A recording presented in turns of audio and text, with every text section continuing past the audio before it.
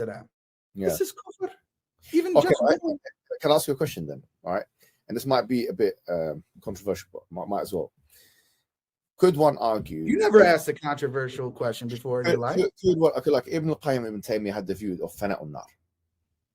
I don't think you're going to disagree. Daniel brought this issue up, Akhi. But here's the thing. So Ibn Taymiyyah and Ibn al-Qayyim believe that hellfire will run out. That's what they believe. Yeah. And how do we know that? Because Ibn Taymiyyah has two views, but the last view is the one that's represented by Ibn al-Qayyim and Shifa'ul Alil. He mentions it, and we know that generally speaking, Ibn al-Qayyim will represent the final view of Ibn Taymiyyah, right? And I think if you speak to Sheikh Hujayri or any of them, they'll do a clear of that. I think that's something we can speak to Sheikh Hujayri about that. I don't have any problem. Yeah, no, but I'm pretty sure that he would.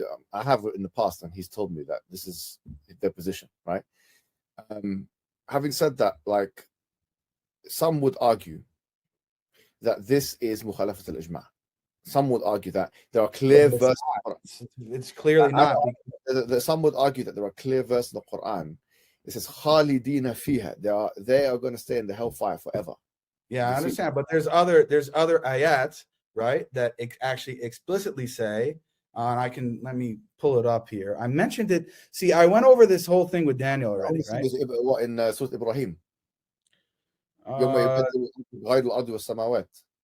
No, hold on. Let me see if I can find it here.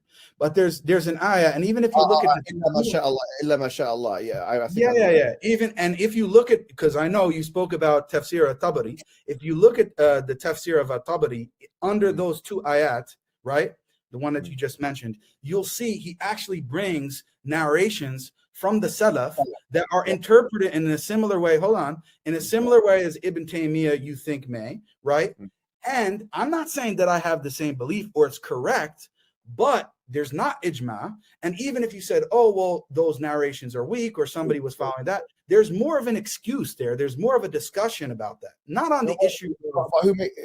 I get it, but who makes that? Who makes the distinction? Because you have to look at the evidence, Akhi. You have to look at the evidence. For example, Albani had I think from my recollection, he had a whole pamphlet refuting all of the hadith that claim. I'm not the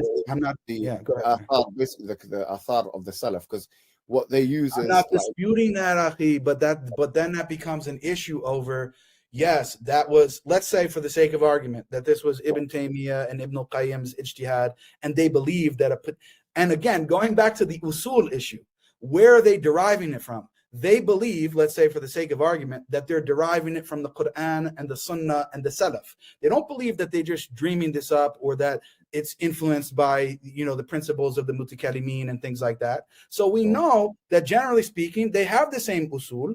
Maybe they were acting upon, let's say, a narration from the Salaf and various ones that they believed were authentic. Sheikh al-Albani and other scholars say that they're not authentic. And let's say for the sake of argument, I agree with that. There's a big difference between that and, someone from the Shia or someone even from the Mutakallimin who has entirely different principles and is coming up with all these ridiculous